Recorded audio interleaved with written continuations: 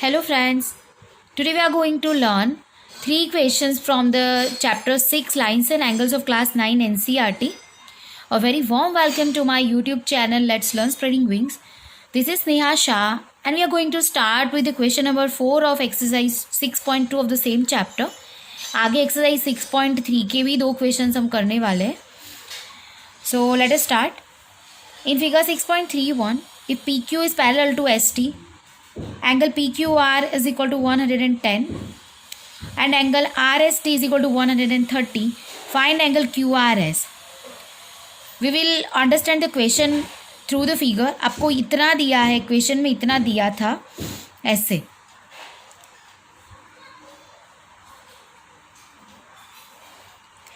ऐसा कुछ आपको मिला है. ये PQ है, यहाँ पे R था, ये ST एंड ओके इतना आपको दिया था और ये PQ और ये ST एक दूसरे से पैरेलल है. आपको इसका मेजरमेंट दे दिया है 130, इसका भी दिया है 110 और आपको कौन सा एंगल ढूंढना है QRS, मतलब ये वाला आपको फाइंड आउट करना है. सी अब तक जब पैरेलल लाइंस देते थे तो हम क्या करते थे, हम कॉरस्पॉन्डिंग एंगल यूज़ करते थे या तो फिर ऑल्टरनेट यूज़ करते थे या interior angle on the same side of the transversal, ये कॉन्सेप्ट यूज़ करते थे. बट यहाँ पे ये दो लाइंस के लिए कोई एक कॉमन ट्रांसवर्सल नहीं है. सो हमें कोई और स्ट्रैटेजी फॉर्म करनी पड़ेगी. So what shall we do, हम इसको ये XY जो लाइन है ना उसको हम पैरेलल लाइन ले लेंगे. किसके, ST के पैरेलल ले रहे हैं उसको, XY को. Okay, let XY be parallel to ST और PQ is parallel to ST is given. ये तो हमें दिया है इक्वेशन में. And XY is parallel to ST, ये हमने सपोज किया, that we supposed. So we can say that PQ भी XY से पैरेलल है. ये इसके पैरेलल है, ये उसके पैरेलल है, तो ये इसके पैरेलल है. जैसे कि L is parallel to M, अगर ऐसा दिया है M is parallel to N, तो वी कैन से दैट कि L जो है वो N से पैरेलल है. ओके, ये आपको फिगर ड्रॉ नहीं करनी है, you just have to draw this figure. और जैसे जैसे मैं समझाती जाती हूँ आप क्वेश्चन सॉल्व करते जाइएगा वीडियो को पॉज कर करके, तो आपको अच्छे से समझ में आएगा.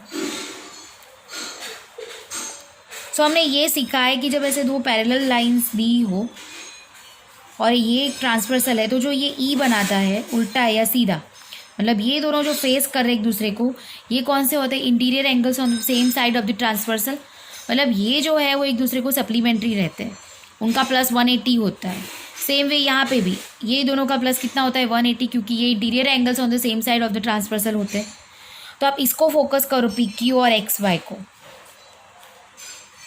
PQ is parallel to XY और उसकी ट्रांसवर्सल QR ले लो and the transversal is QR.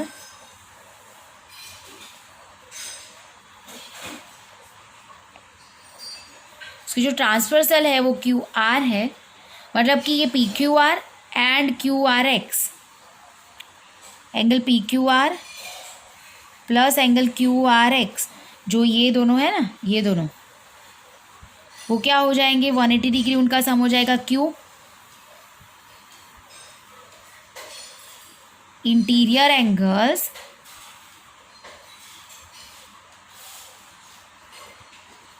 on the same side of the transversal, right?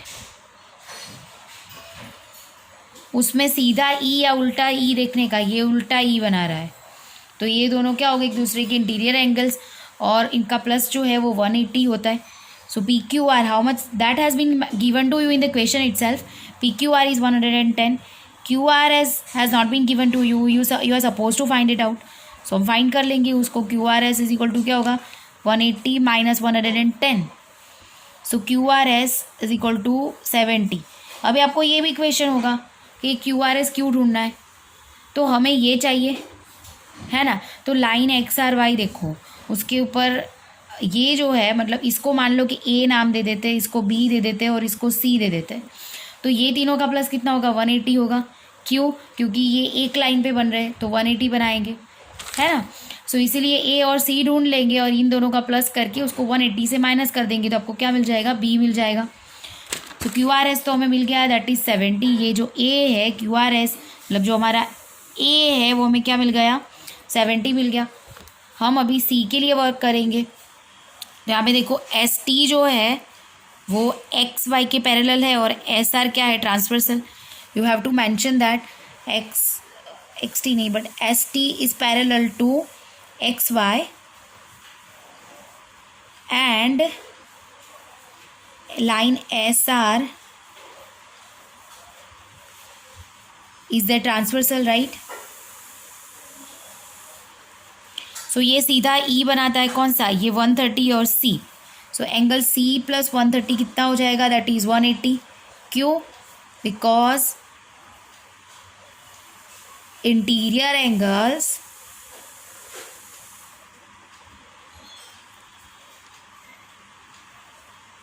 on the same side of the transversal, right? So angle C is equal to 180 minus 130. So angle C is equal to 50 degree. C भी हमें कितना मिल गया, 50 मिल गया। अभी हमें B ढूंढना है। तो ray R Q and ray R S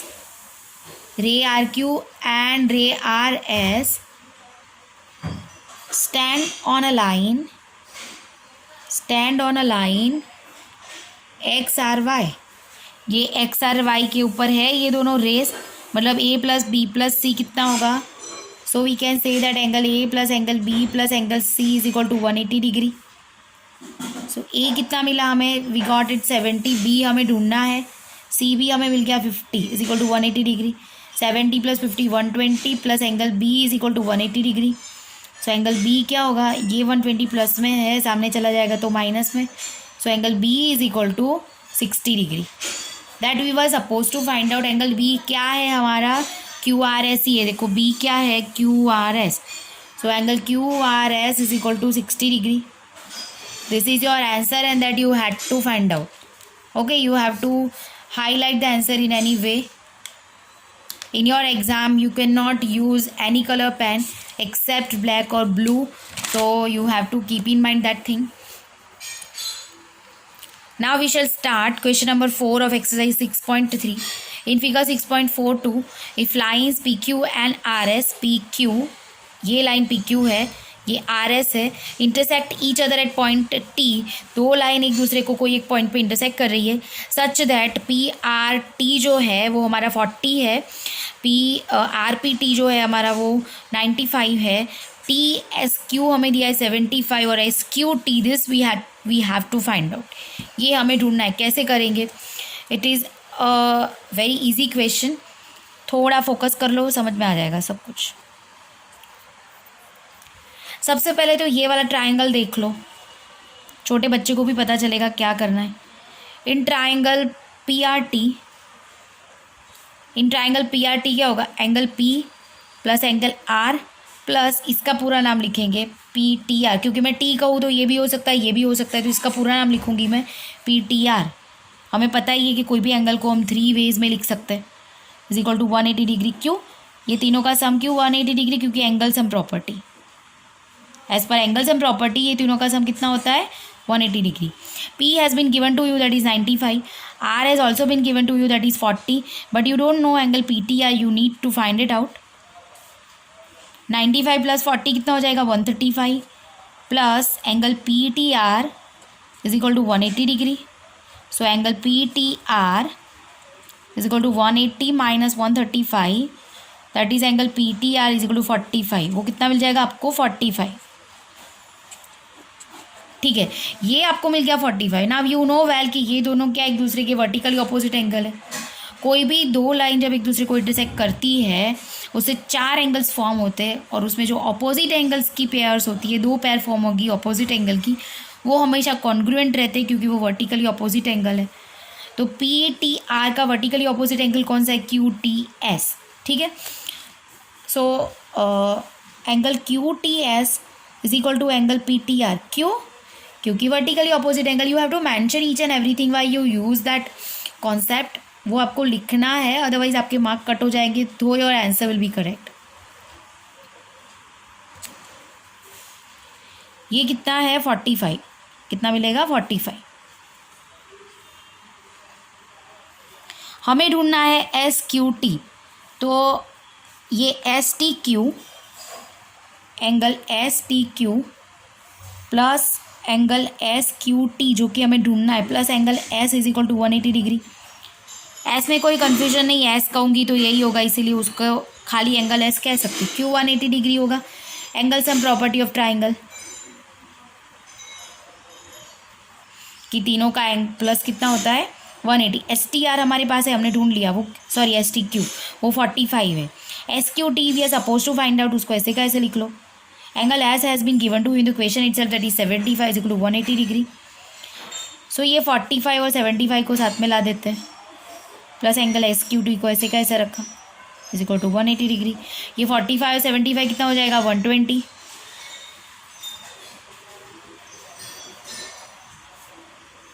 So angle SQT is equal to 180 minus 120 that is 60 degree. This is your answer.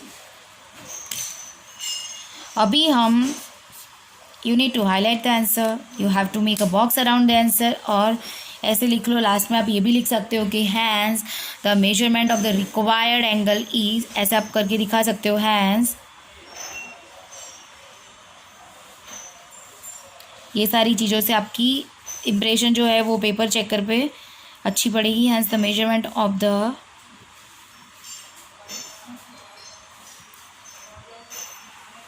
Required angle is 60 degree. ठीक है, okay. Now we shall move to the last question, that is question number 5 of the same exercise 6.3. In the given figure, if PQ is parallel to SR, PQ और SR जो है वो एक दूसरे की parallel lines है। SQR आपको दे दिया है दैट इज 28 डिग्री। QRT ये वाला भी दे दिया है 65। Then find the values of X and Y, आपको X और ये X और Y ढूंढना है। ओके, ये दोनों पैरेलल है। PQ is parallel to SR। Okay, वो आपको क्वेश्चन में ही दिया है कि पी क्यू जो है एस आर में पैरेलल है, और क्यू आर उसकी ट्रांसवर्सल ले लो, and line Q R is the transversal. हमें पता है कि सीधा जेड उल्टा जेड जो बनाता है वो क्या होते हैं ऑल्टरनेट एंगल। तो ये देखो, ये वाला सीधा जेड है, मतलब ये पूरा और ये ऑल्टरनेट हो जाएंगे। P Q R and Q R T, angle P Q R plus angle Q R T, sorry plus नहीं, दोनों सेम ही रहेंगे। एंगल क्यू आर टी, क्यों वो दोनों इक्वल, क्योंकि alternate angle, interior alternate angles है। पी क्यू आर कितना है x प्लस 28, ये पी क्यू आर कैसे मिलेगा x plus 28। So x plus 28 is equal to Q R T कितना दिया है that is 65। So x is equal to 65 minus 28, ये दोनों का सब्ट्रैक्शन कर लो। 15 में से एक जाएगा तो 7 और यहाँ पे 5, 37 डिग्री। x कितना मिल गया हमें 37, ये जो x है हमें कितना मिल गया 37। Now we need to find out y। आप एंगल पी क्यू एस को फोकस करो in triangle, sorry triangle, angle नहीं but triangle, in triangle P Q S measure angle P is equal to 90 degree. आप देखो ये 90 दिया है P, X हमने ढूंढ लिया कितना 37 डिग्री, Y जो है हमें ढूंढना है। तो होगा क्या कि angle P plus X plus Y, ये तीनों का प्लस कितना होगा 180 डिग्री। क्यों? क्योंकि एंगल सम प्रॉपर्टी एप्लीकेबल होगी।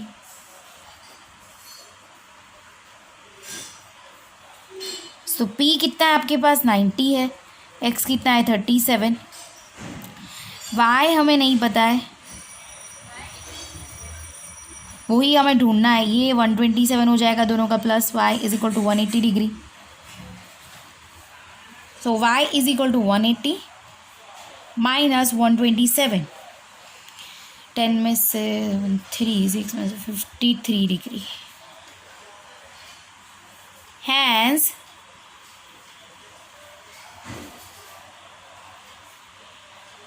the measurement of the required angles are